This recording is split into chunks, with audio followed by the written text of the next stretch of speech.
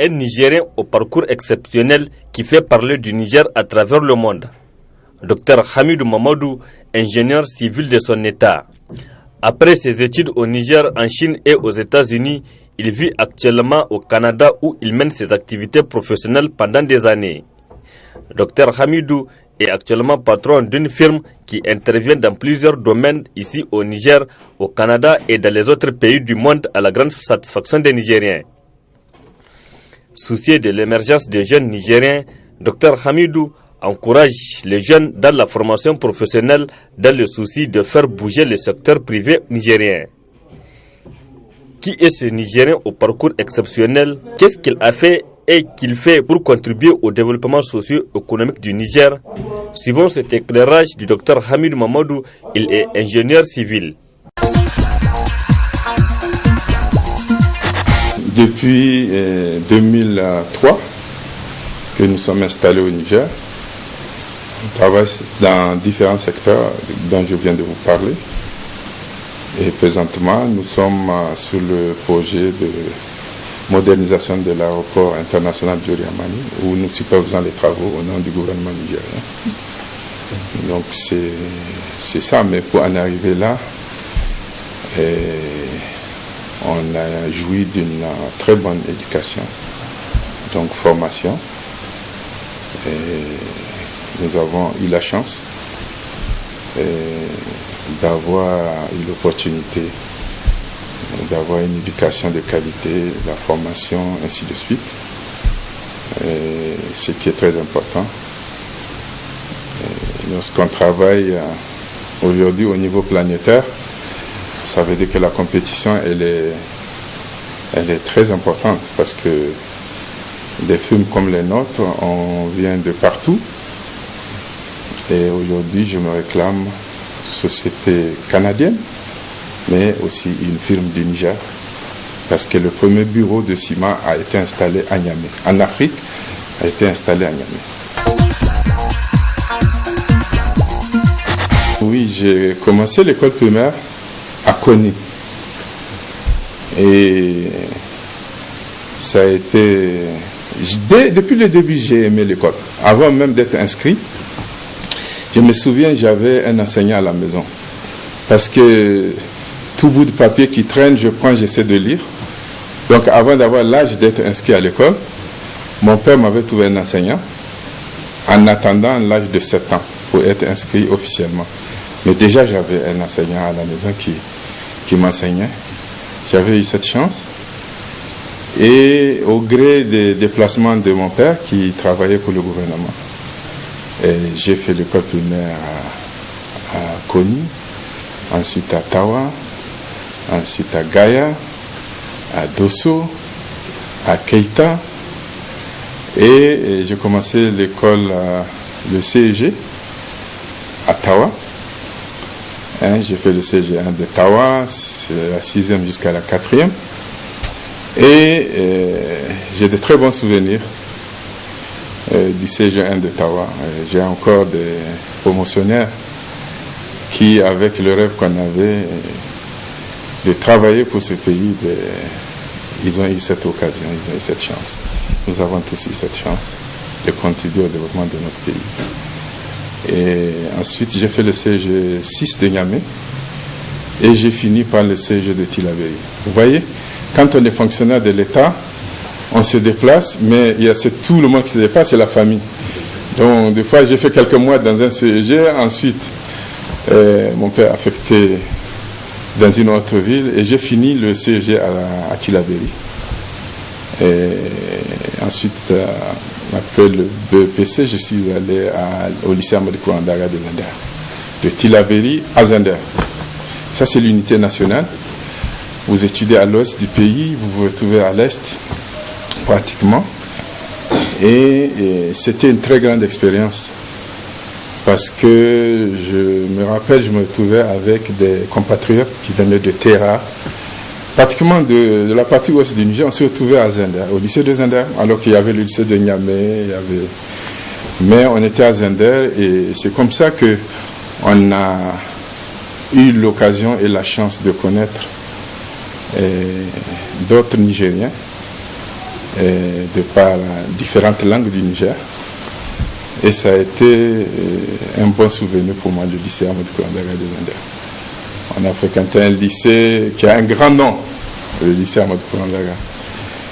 Et je pense que l'esprit est resté. Les promotionnaires, comme j'ai dit, ont eu la chance aussi d'aider ce pays. J'ai encore en mémoire beaucoup que je rencontre à l'occasion. Mais vous savez, on a eu la chance d'avoir une éducation de qualité. Vraiment, c'était la compétition, mais rien que la compétition. Les meilleurs étaient récompensés. Ceux qui étaient moyens étaient aussi récompensés avec des bourses. Mais les meilleurs avaient les meilleures bourses, évidemment. Je pense avoir eu cette chance-là. Ce qui m'a amené à faire des études de mathématiques et physique, de préparation aux grandes écoles à l'université de Niamey.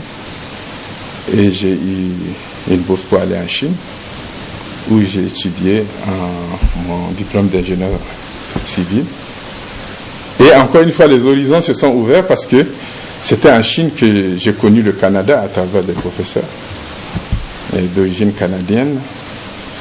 Et au lieu de continuer mon master en Chine, j'ai eu la chance d'avoir la bourse d'excellence de la francophonie pour aller au Canada faire mon master et admis au PhD, donc qui est l'équivalent du doctorat d'État en génie civil. Et en passant ma thèse de doctorat, je l'ai faite sur le barrage de Kandadi, parce que c'est un projet majeur pour notre pays et comme système sur lequel appliquer le modèle mathématique que j'ai créé, Out of Kilter, ça s'appelle. Le modèle, je l'ai appliqué à la gestion des eaux internationales du fleuve Niger pour satisfaire les besoins du Mali, du Niger, du Nigeria, de façon à éviter des conflits. Et ce modèle m'a donné la mention excellente pour mon doctorat d'État, PhD, à l'École polytechnique de Montréal. Vous savez, la connaissance, c'est jamais suffisant. Donc, j'ai eu la chance de travailler dans une des plus grandes firmes d'ingénierie au monde, qui est SNC-Lavalin. Et SNC-Lavalin m'a ouvert les horizons sur l'international. Parce que c'est une firme qui aujourd'hui a dans une cinquantaine de milliers d'employés à travers le monde. Et ils étaient déjà à l'international, un peu partout au monde. Donc c'est ça qui m'a ouvert un peu cette carrière sur l'international. Et pendant que je travaillais, j'ai également fait un MBA au HEC de Montréal, l'école des hautes études commerciales de Montréal. Donc un MBA qui est plus, vous voyez, un PhD en ingénierie, c'est plus technique. Le MBA m'a ouvert l'horizon pour la gestion des multinationales. Donc j'ai fait ce qu'on appelle un MBA exécutif international. Ce qui m'a valu justement une progression fulgurante au sein de la société où j'étais CIMA, où j'étais rentré au conseil d'administration avec rang de vice-président international. Voilà, c'est ce poste qui m'a permis de parcourir le monde, une trentaine de pays, réaliser plus de 150 projets d'infrastructure à travers le monde.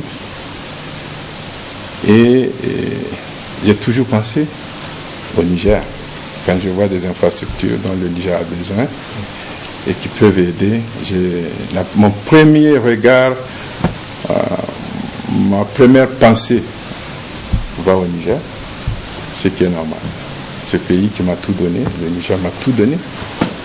Parce que vous savez, chez les Blancs, quand vous finissez les études, souvent vous prêtez de l'argent à la banque, l'État vous aide à prêter pour pouvoir faire vos études, mais quand vous commencez à travailler, vous remboursez ça. Mais dans mon cas, le bourse d'excellence de la francophonie, c'était une bourse de coopération de l'ACDI, l'Agence canadienne de développement international. Et j'ai fini avec à peu près 150 000 $ pour réaliser mon doctorat. Et j'ai fini sans un cent de dette. Mais ça, je le dois au peuple nigérien parce que cette bourse m'a été donnée au nom du peuple nigérien, au nom du Niger. Donc j'en suis reconnaissant. J'ai dédié d'ailleurs ma thèse de doctorat à mes compatriotes. Si vous avez la chance de lire, vous allez voir la dédicace. Et voilà, donc ma petite histoire pour ma formation, mon cursus. Et je le souhaite à toute Nigérienne et Nigérien, parce que nous avons la possibilité de le faire. Mais il faut que cet esprit de compétitivité-là demeure. En toute modestie, je pense que j'ai eu de la chance. J'ai travaillé fort pour ça, parce que la chance ne suffit pas. J'ai beaucoup travaillé pour être là, parce que vous voyez, quand vous allez vous installer dans un autre pays, une sorte de déracinement, vous devez vous faire de nouvelles racines, vous devez vous adapter, vous devez garder cet esprit de compétition dans le nouveau pays d'accueil. Et ça, je pense que j'ai réussi dans ce sens. Et c'est ça qui fait peut-être le côté exceptionnel. J'ai toujours été ambassadeur du Niger. Vous pouvez le vérifier auprès de la communauté nigérienne au Canada. J'ai toujours été au service du Niger, des Nigériens. Et pour la simple raison que partout où on se retrouve entre Nigériens, il y a tout de suite ce sentiment d'appartenance au Niger qui fait qu'on se lie et qu'on se retrouve. On s'entraide. J'ai eu cette chance-là et le plaisir d'avoir aidé des compatriotes, d'avoir écouté, d'avoir embauché beaucoup de Nigériens au Canada, dans ma société. Et parce qu'ils sont excellents, les Nigériens. Les Nigériennes et les Nigériens sont excellents. Et ils m'ont fait honneur parce que j'ai été très rarement, j'ai eu une déception. La majorité des Nigériens à qui j'ai donné la chance ont bien tenu le poste, ont montré qu'ils étaient méritants et ils m'ont fait honneur et ils ont fait honneur au Niger. Vous pouvez rencontrer des Nigériens un peu partout sur des projets à l'international qui travaillent pour CIMA. Et ils font honneur au Niger. Des grands ingénieurs, des grandes expériences. Ils travaillent avec des gens de différents horizons. Vous savez, le Canada, c'est un pays d'accueil pour l'immigration. Donc vous retrouvez des Chinois, des Indiens, des Philippins, des Vietnamiens. Vous rencontrez des gens qui viennent de l'Amérique du Sud. Vous rencontrez des Européens qui immigrent au Canada parce qu'il fait bon vivre. Et ils sont valorisés. Et des Nigériens qui sont en compétition et qui performent dans des équipes de ce genre. Donc, non, c'est très honorant pour notre pays. Chaque fois que je foule le sol, j'atterris à Niamey en particulier. Je dirais que c'est toujours bon le sentiment de rentrer chez soi. C'est ce premier sentiment, le premier visage que je rencontre quand je sors de l'avion. Naturellement, c'est un gros soulagement, un plaisir. Et je ne peux pas sortir de la porte de Niamey sans voir des personnes que je connais, avec qui je m'arrête pour discuter pendant que le chauffeur attend dehors que je sors. C'est vraiment un sentiment de retour chez soi, de retour en famille. Et évidemment, je viens le plus souvent pour des raisons professionnelles, mais je retrouve la famille, je retrouve les amis. J'ai l'occasion de poser, de discuter, de parler du pays, de parler de comment aider ce pays. Et c'est ça qui fait que j'ai la force de tenir au Canada. C'est ce lien avec mes sources. C'est ça qui fait qu'on arrive à performer. La formation professionnelle, c'est un sujet pour tous. Donc, dès qu'on dit pour tous, c'est un sujet d'abord d'État. Donc, je ne vais pas m'épandre sur ce rôle qui n'est pas le mien. Mais en tant qu'entreprise privée, je sais chaque fois que j'ai l'occasion de donner la chance à des jeunes à travers des stages et à travers même de l'embauche, dans certains cas, les embaucher, les encadrer, les former, le transfert de la connaissance. Et certains peuvent rester des années. Et donc, c'est cet effet boule de neige, justement, qu'il faut qu'on encourage le secteur privé. Parce que il va être un partenaire pour l'État, pour justement encadrer, aider à former, créer des emplois, en soutien à l'État. Donc, je pense que à travers ma société, à travers CIMA, je me réalise dans ce sens en aidant la jeunesse par rapport à cette formation sur le tas ainsi que la création d'emplois. Vous savez, le secteur privé, c'est des opportunités d'abord. Notre pays, je pense, regorge d'opportunités. Mais le secteur privé, c'est des individus qui prennent des risques. Et donc, des individus qui prennent des risques dans le sens à investir pour développer une compagnie ou développer un secteur. Mais ces personnes ont besoin de l'aide de l'État, ont besoin de l'encadrement de l'État, qui a cette responsabilité-là. Et je pense que c'est normal que l'État accompagne les gens. C'est normal que l'État mette des efforts sur des étoiles. Lorsqu'on voit des étoiles, il faut les soutenir pour réussir, donner l'exemple. Et c'est ce que je pense que l'État fait, j'espère. Mais c'est ce qu'il devrait faire. Alors, le Niger, les Nigériens sont des personnes très intelligentes.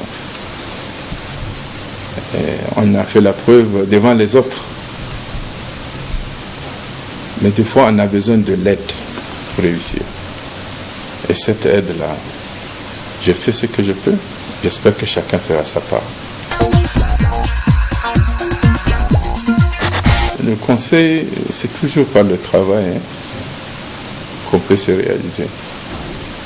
Et certains ont la chance d'avoir le boulot, certains n'en ont pas. Mais le boulot, ça commence depuis les études. Parce que j'ai dit souvent à ma fille, elle dit, papa, tu vas au boulot, tu vas au travail. J'ai dit, oui, mais toi aussi, tu vas au boulot. Mais moi, je n'ai pas de travail. J'ai dit, non, l'école, là, c'est ton boulot. Tu le fais bien et tu vas réussir. Un jour, tu seras comme papa. Mais toi, pour le moment, c'est ça ton boulot. Fais-le bien. Et tu vas voir, quand tu vas grandir, c'est la même chose. Alors, certains ont la chance, en étudiant, il faut exploiter au maximum le potentiel.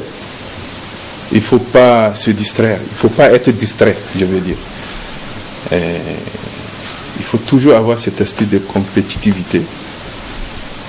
Et ceux qui travaillent, c'est la même chose. Dites-vous à la fin de chaque journée, qu'est-ce que j'ai fait? Qu'est-ce que j'ai produit? Si réellement vous n'avez rien produit, alors là, je suis désolé. Il y a un problème. Normalement, à la fin d'une journée, une personne doit faire le bilan en se disant, aujourd'hui j'ai fait avancer telle chose, aujourd'hui j'ai réalisé telle chose, aujourd'hui j'ai produit telle chose. C'est comme ça qu'on est performant. Alors ce que je donne comme conseil, ceux qui ont la chance, travailler, travailler et travailler.